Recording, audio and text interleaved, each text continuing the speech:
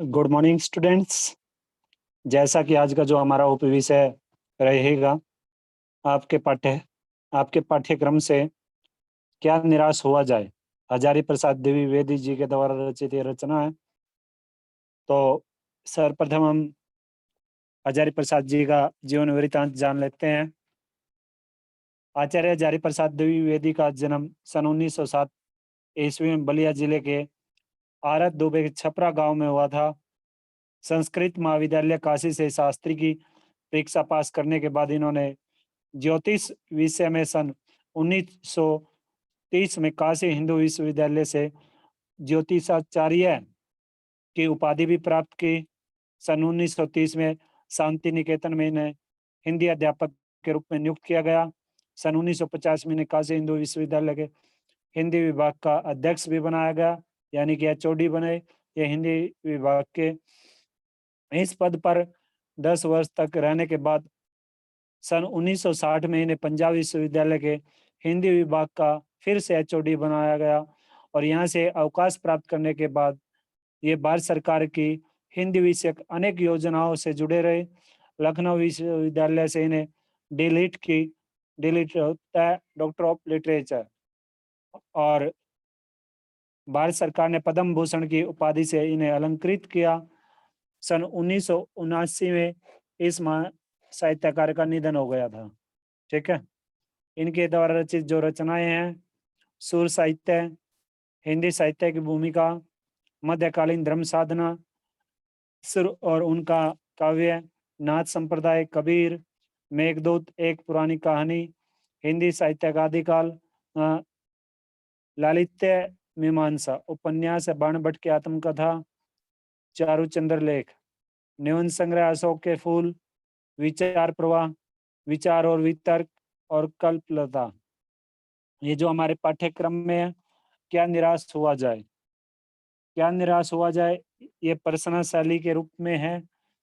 ये निबंध, अगर आपसे कोई पूछे तो ये कैसी विधा है, तो ये निबंध के रूप में है।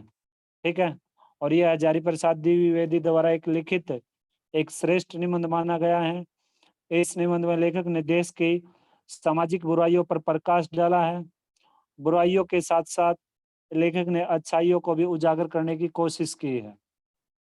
तो लेखक ने जैसा बताया, इसमें सारांश के माध्यम से अगर जानेंगे तो आजकल समाचार पत्रों में डाका, हत्या, चोरी, तस्करी आदि से ही समाचार पत्र भरे रहते हैं और ऐसा लगता है कि कोई ईमानदार व्यक्ति देश के अंदर विद्यमान है ही नहीं। प्रत्येक व्यक्ति को संदेह की दृष्टि से आजकल देखा जाता है। एक मित्र ने लेखक को बताया कि इस समय सुखी वही व्यक्ति है जो कुछ नहीं करता है, जो कोई भी कामकाज नहीं करता, वही व्यक्ति आज के दौर में सुखी है। और इस तरह से हर आदमी दोषी अधिक दिखाई देता है और उसके अंदर गुण कम दिखाई देते हैं। सच्चाई को विरूपता से समझा जाता है और जीवन में महान मूल्यों के बारे में लोगों की आस्था आजकल हिलने लग गई है।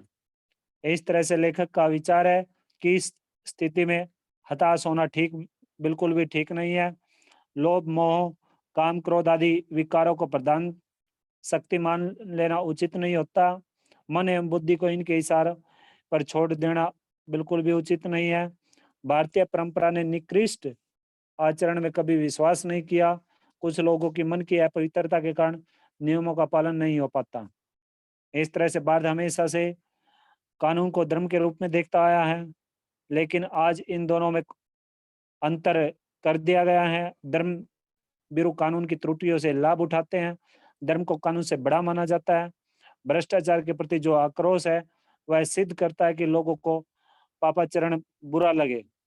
आज पूरी बातों को उजागर करके लोग सभी की बातों को उजागर करके लोग आनंद लेते हैं। यह बुरी बात है। हमें अच्छाई को भी प्रकट करना चाहिए, सिर्फ बुराई को, किसी की बुराई को नहीं बताना चाहिए, उसकी अच्छाई भी हमें बताना चाहिए, उसकी अच्छाई भी हमें बतानी चाहिए। तो इस तरह से लेखक के अनुभव, आज भी दुनिया से सच्चाई और ईमानदारी खत्म नहीं हुई है। लेखक के अनुभव यही कहते हैं। लेखक के अनुभव के अनुसार यही बताया गया कि आज भी दुनिया से सच्चाई और ईमानदारी बिल्कुल खत्म नहीं हुई है, मानवता समाप्त नहीं हुई है, खत्म नहीं हुई है मानवता, और इस तरह से मनुष्य की बनाई विधियां गलत नतीजे तक पहुंच रही है, उन्हें हमें बदलना होगा, और आशा की ज्योति अभी समाप्त नहीं हुई है, बुझी नहीं है। तो ये इस का साथ है। तो शुरू करते हैं, पेन पेंसिल साथ में रखना, जो भी कठिन शब्द आएगा उसका आप अर्थ लिखते जाना, ठीक है भाई। तो चलिए, मेरा मन कभी कभी बैठ जाता है। समाचार पत्रों में ठगी, डकैती, चोरी, तस्करी और भ्रष्टाचार के समाचार भरे रहते हैं। आरोप प्रत्यारोप का कुछ ऐसा वातावरण बन गया है कि लगता है देश में कोई ईमानदार आदमी ही नहीं रह गया। आरोप आरोप होता है दोष लगाना किसी पर, ठीक है, और प्रत्यारोप होता है बदले में कोई इल्जाम लगाना, ठीक है।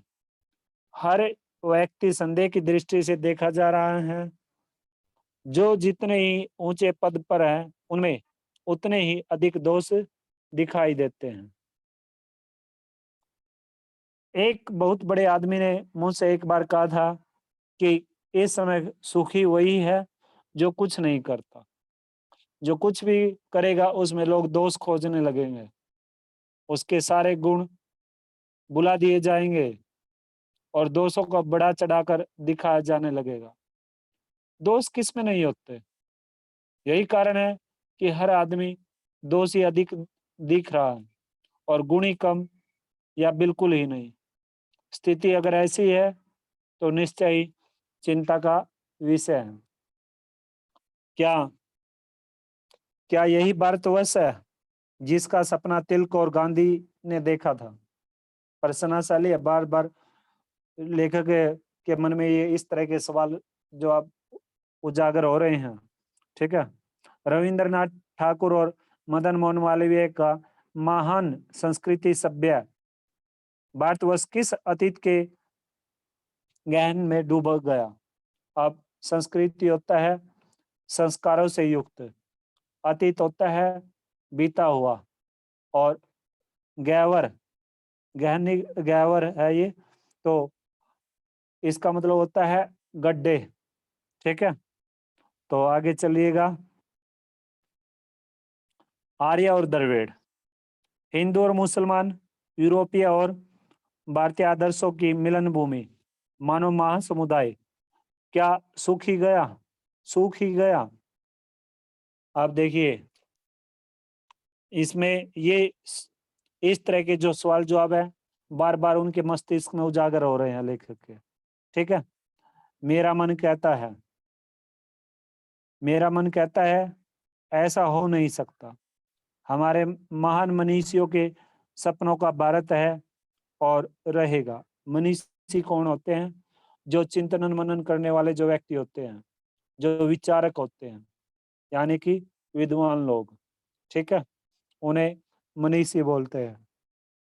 यह सही है कि इन दिनों कुछ ऐसा माहौल बना है, माहौल होता है वातावरण, कि ईमानदार से मेहनत करके जीविका चलाने वाले निरी और बोले बाले श्रमजीवी पीस रहे हैं। जीविका होता है गुजारा और श्रमजीवी होता है मेहनत पर जीने वाले। श्रमजीवी कौन होते हैं? जो मेहनत पर जीने वाले, तो और निरी निरी होते हैं बेचारे या ऐसा है कमजोर, ठीक है। आगे चलिएगा। ऐसा हो नहीं सकता कि हमारे मान, यह सही है कि इन दिनों कुछ ऐसा माहौल बना कि ईमानदार से मेहनत करके जीविका चलाने वाले निरी और बोले वाले श्रमजीवी पीस रहे हैं, और झूठ फरेब कर रोजगार करने वाले फल फूल रहे हैं। फल फूलना, फल फूलने का मतलब होता है डेवलपमेंट होना, यानी कि विकसित होना, उन्नति करना,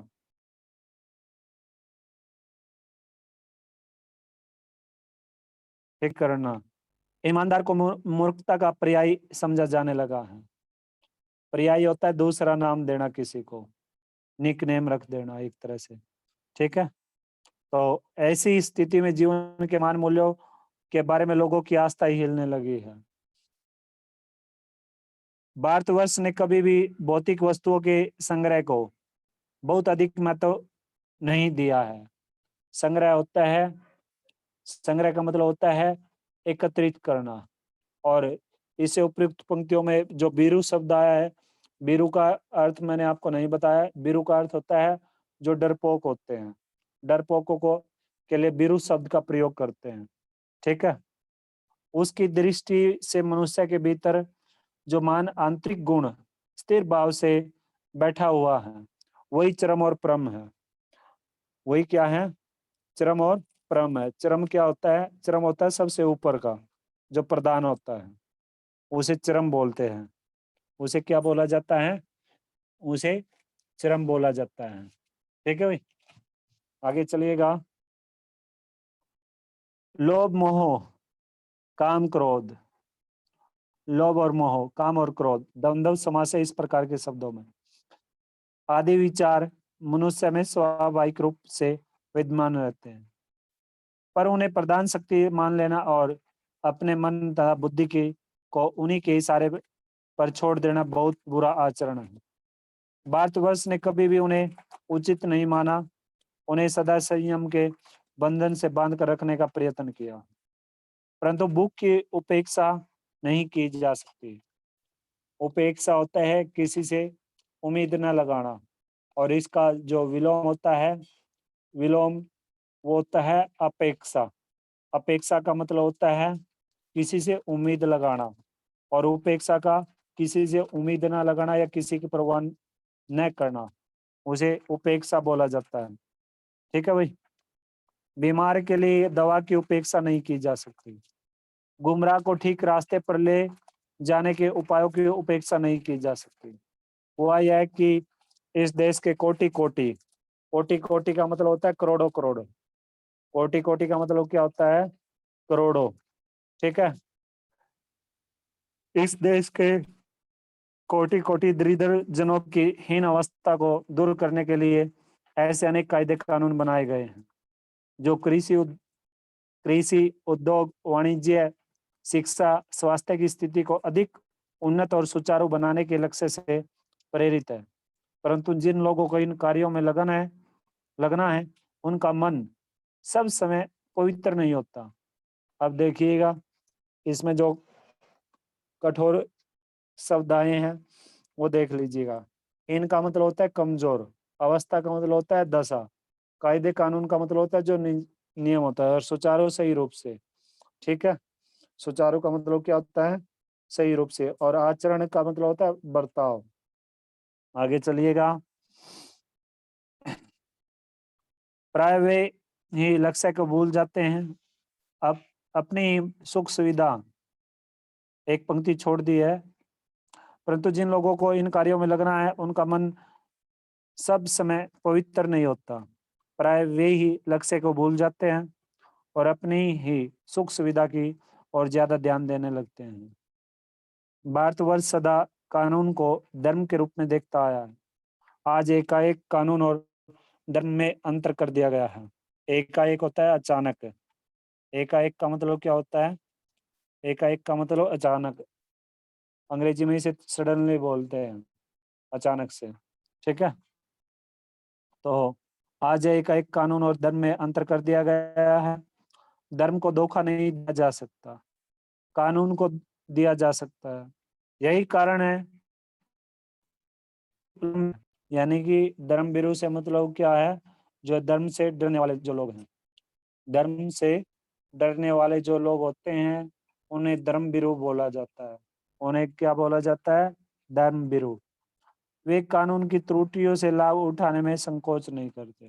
त्रुटियां क्या होती है? कमियां। त्रुटियां का मतलब क्या होता है? कमियां। और संकोच करना, शर्म महसूस करना। संकोच करने का मतलब होता है शर्म महसूस करना। आगे चलिएगा। इस बात के पर्याप्त प्रमाण खोजे जा सकते हैं। पर्याप्त होता है काफी, और प्रमाण होता है सबूत, कि समाज के ऊपरी वर्ग में चाहे जो भी होता रहा हो, भीतर भीतर भारतवर्ष अब भी यह अनुभव कर रहा है कि धर्म कानून से बड़ी चीज है।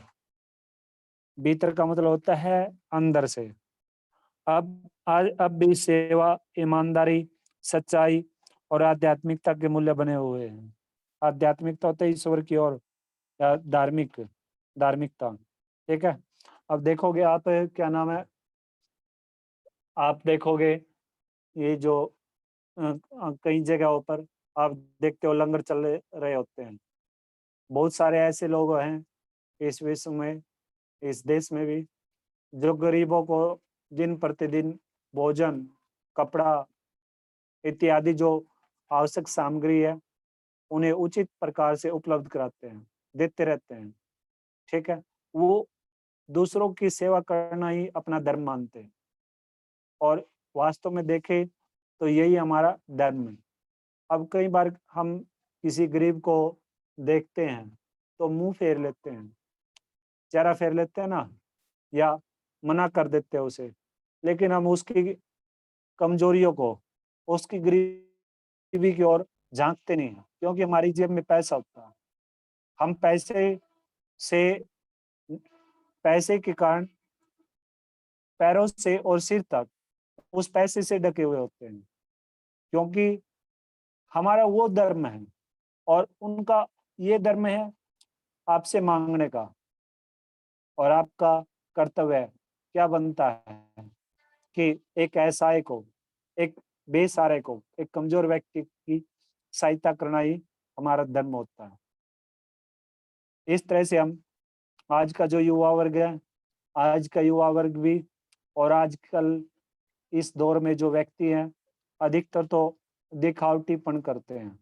ज्यादातर संसार में फेसबुक पे, इंटरनेट पे, व्हाट्सएप पर इत्यादि इन चीजों पर अपना नाम कमाने के लिए, अपने आप को प्रसिद्धि प्राप्त कराने के लिए वो क्या करते हैं, ये डोंग करते हैं। किसी गरीब को होटल में ले जाकर खाना खिला दिया, या पैसे दे दिए, या फिर अन्य जो सामग्री, आवश्यक सामग्री वो उसे दे दी। लेकिन जो सच्चे मन से होते हैं ना, सच्चे मन वाले जो इस प्रकार से सहायता करते हैं, वो कभी फोटो वोटो खिंचवाते ही नहीं। न वो, उन्हें कोई अपने नाम की प्रसिद्धि से कोई मतलब होता है, न वो अखबार में कोई कटिंग वटिंग छपवाते हैं, कोई न्यूज वगैरह वगैरह, उनसे कोई मतलब नहीं है। सच्चे मन वाले हमेशा क्या करते हैं, वो क्या करते रहते हैं, वो सिर्फ सेवा ही उनका परम धर्म है, सेवा करना ही। अब आप सरदारों को देखोगे तो जैसे ही यहाँ दिल्ली में ये जो किसान भाई है बैठे हुए हैं पिछले मतलब 7-8 महीनों से, तो उन्होंने लंगर चलाए हुए हैं।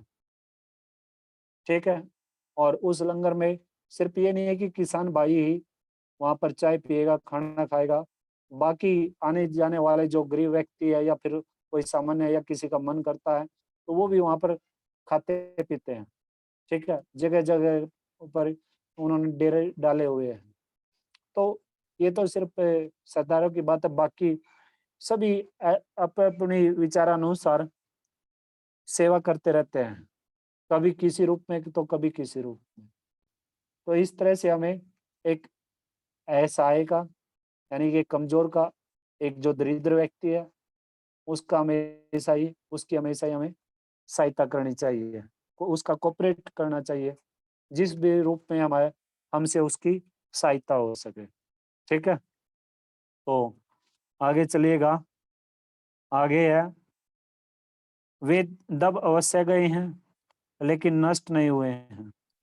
तो ये सभी जो सेवा करना, ईमानदारी, सच्चाई और आध्यात्मिकता के मूल्य, ये दब गए हैं, दबे हुए हैं, लेकिन इन्हें हम ये नहीं बोल सकते खत्म हो गए।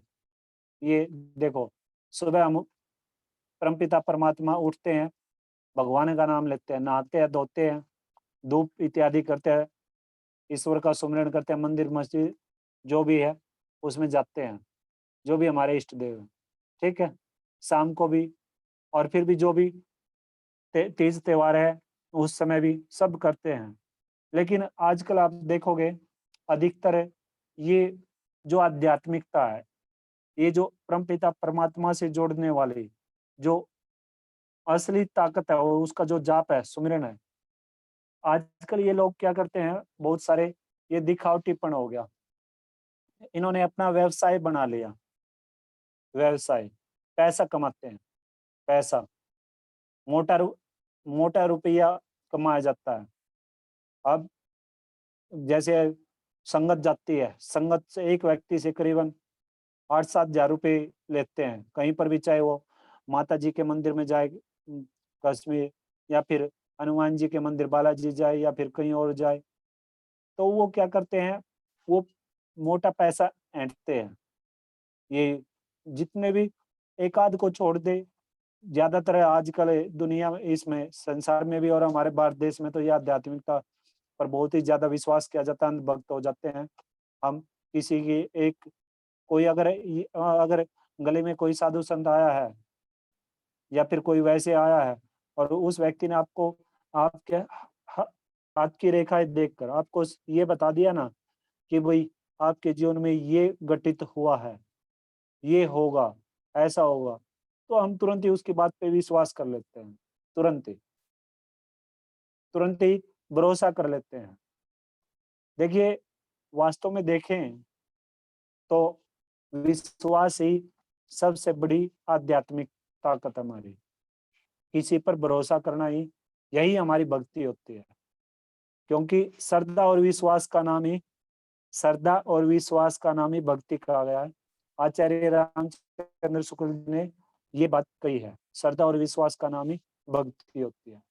लेकिन आप तरह तरह के एग्जाम्पल भी अगर मैं आपको बताऊं, टेलीविजन में पिछले 3-4 सालों से ये जो आध्यात्मिक ग्रुप बने फिरते रहते हैं, ये कुकर्म करते हैं, गलत कर्म करना ही इनका पेशा हो गया है, और पैसा ऐंठते हैं लोगों से। जेलों में फिर इन्हें, अगर कोई इनका पर्दाफाश करने की कोशिश करता है, तो ये क्या करते हैं, ये फिर या तो उस मरवा देते हैं या मार देते हैं, या फिर उसे अपने से उससे दूरी बनानी शुरू कर देते हैं। ठीक है, तो ये तो खाली क्या नाम है, आध्यात्मिकता की बात है, और हम सच्चाई सच्चाई तो बोलते ही नहीं है, सच्चाई तो बोलते ही नहीं बिल्कुल भी। माँ बाप से, भाई बहन से, पति पत्नी से, भाई बहन से, चाचा चाची से, सच्चाई तो कोई बोलता ही नहीं है। रियलिटी तो छिप चुकी है। छिप क्या, वास्तव में देखें तो सच्चाई, ये जो सच्चाई है, सच्चाई तो इस कलयुग में बिल्कुल ही खत्म हो चुकी है। क्योंकि 4 युग है।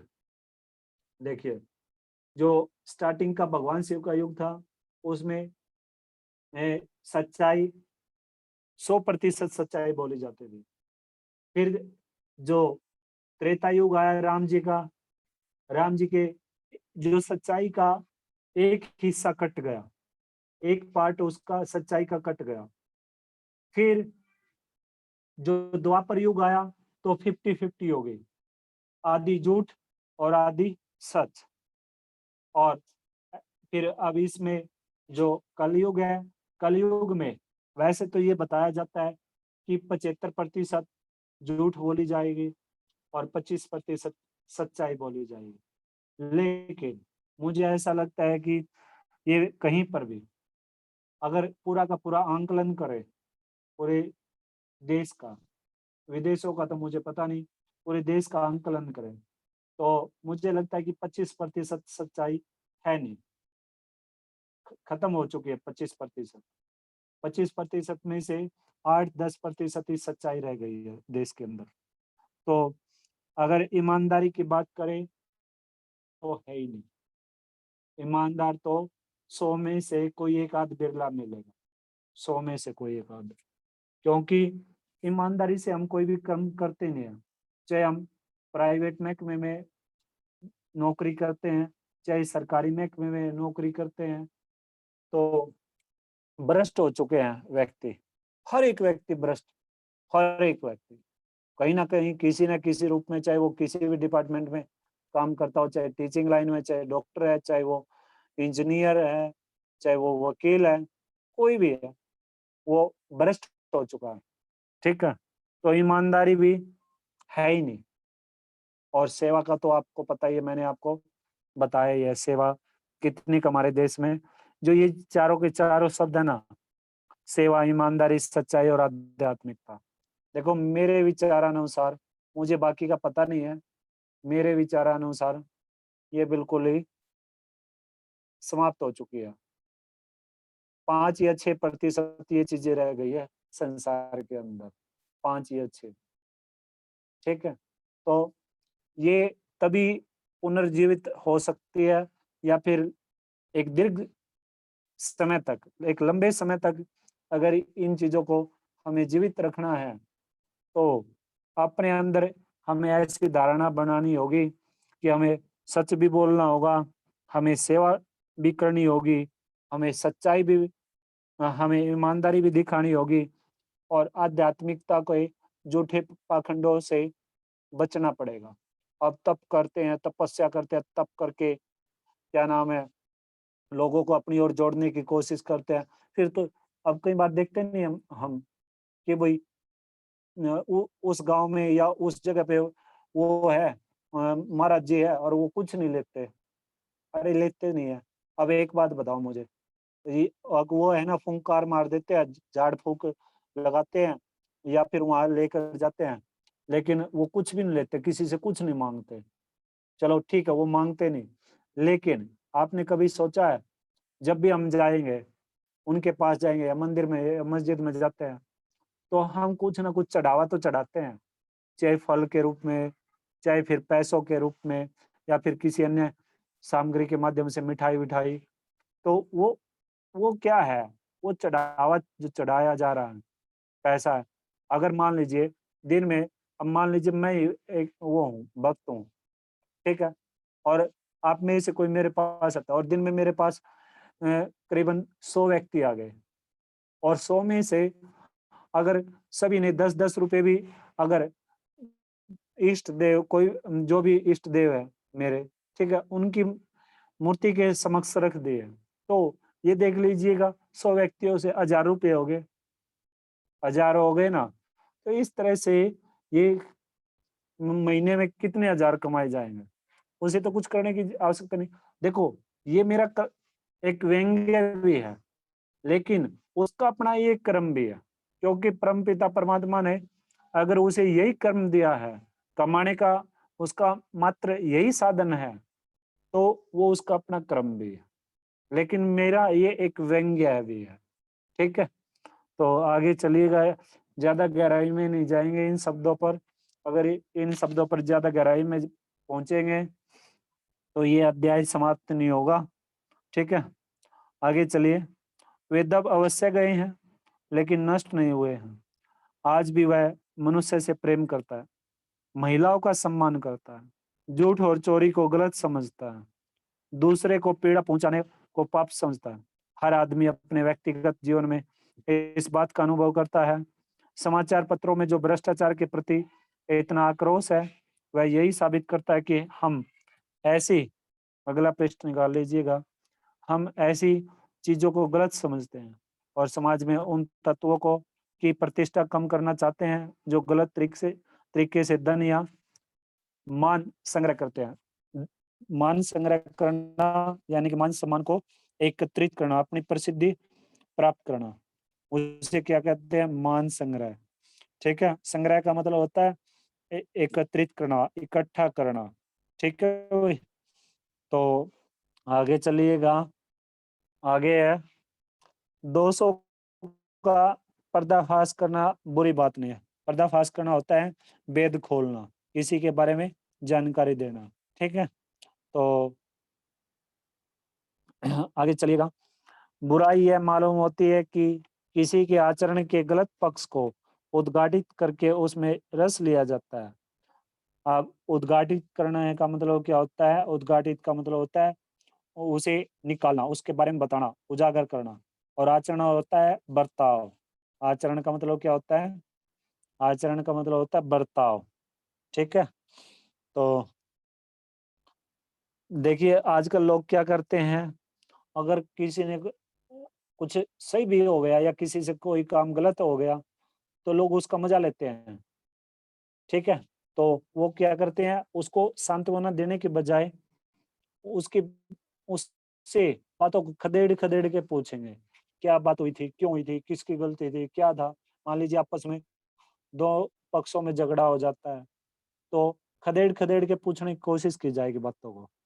तो ये लेखक ने इस अध्याय में ये बात बताने की कोशिश की है, हमें उन्हें सांत्वना देनी चाहिए, न कि उसमें आनंद उसके आनंद में डूब जाए, ठीक है?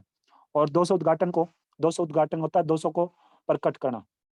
दोष उद्घाटन को एकमात्र कर्तव्य मान लिया जाता है। बुराई में रस लेना बुरी बात है, अच्छाई में उतना ही रस लेकर उजागर न करना और भी बुरी बात है। सैकड़ों घटनाएँ ऐसी घटती हैं, जिन्हें उजागर करने से लोग चित्त में अच्छाई के प्रति अच्छी भावना जगती है। एक बार रेलवे स्टेशन पर टिकट लेते हुए गलती से मैंने 10 के बजाय 100 रुपए का नोट दिया। अब देखिए लेखक ने दृष्टांतों के माध्यम से लक्षण शक्ति का सहारा लेते हुए लेखक ने बात को समझाने की कोशिश की है। अब हमारे जीवन में कई बार ऐसी घटनाएँ घटित होती है कि हमारे कई बार तो जैसे स्कूल में आप अ पानी पीते हो, पानी पीने के लिए जाते हो, वॉशरूम जाते हो, तो रास्ते में आपको पैसे गिरे हुए मिलते हैं और आप तुरंत ही उठाकर क्या करते हो अपने टीचर को या नीचे ऑफिस में जमा करा देते हो ना? तो ये क्या है? ये ईमानदारी है, ईमानदारी। आप तो आपके मन की इच्छा है कि इसको ऑफिस में जमा कराएँ या टीचर को दे या फिर पूरी नहीं दिखाई। सच्चा आज अगर आपने कभी भी अपने जीवन में इस तरह से ईमानदारी नहीं दिखाई, तो ये सोच लीजिएगा आपकी इम सद्गुणों का सद्गुणों की एक ब्रांच, एक टहनी आपकी कट चुकी है, टूट गई है, ठीक है? अगर आप ईमानदारी दिखाते हो, तो ये सोच लीजिएगा उसमें उस ब्रांच में से सद्गुणों की ब्रांच में से दूसरी ब्रांच निकलनी शुरू हो गई है, दूसरी शाखा उसमें से उत्पन्न होनी शुरू हो गई। जैसे खेतों में खाद नहीं डालते हैं, धान लगाते हैं और खाद डालते हैं, फिर उसमें वो जो पौधा लगाया, खाद डालने के बाद उसमें फूट वगैरह-वगैरह की दवाई भी डालते हैं। तो उसमें से फिर पतली-पतली नोक से दूसरी फूट हो जाती है। फूट का मतलब है दूसरी दान निकलनी शुरू हो जाती है, दान का पौधा निकलना शुरू हो जाता है और फिर काफ़ी हो जाते हैं, मोटापन धारण कर लेते हैं। तो हमें तो ये जो गुण हैं, चाहे आध्यात्मिकता का, चाहे सेवा भावना का, चाहे ईमानदारी का, चाहे सच्चाई का है, इन्हें एक विशालकाय रूप देना है, ठीक है? और जब तक हम विशालकाय रूप धारण अ, इसे विशालकाय रूप नहीं दे पाएँगे, तब तक ये सोच लीजिएगा हमारे जीवन का कोई औचित्य नहीं है। हम देखो संसार में इंसान आते रहते हैं, कोई अच्छे गुण करता है, तो कोई बुरे गुण करता है, बुरे कर्म करता है, कोई अच्छे काम करता है, कोई बुरे कर्म करता है और कोई कुछ को पता ही नहीं है। अब संसार में हमने जब जन्म लिया है, मानव योनि में जो 84 लाख योनियों में सर्वश्रेष्ठ योनि मानी जाती है, तो हम हमें पता ही नहीं होता हमारा ध्येय क्या है, हमारा लक्ष्य क्या है इस जीवन का, हमारा टारगेट क्या है, हम क्यों पैदा हुए? परमपिता परमात्मा ने हमें इस मानव योनि में क्यों भेजा है? कीड़े-मकोड़ों अन्य जंगली जानवरों की योनि में क्यों नहीं भेजा?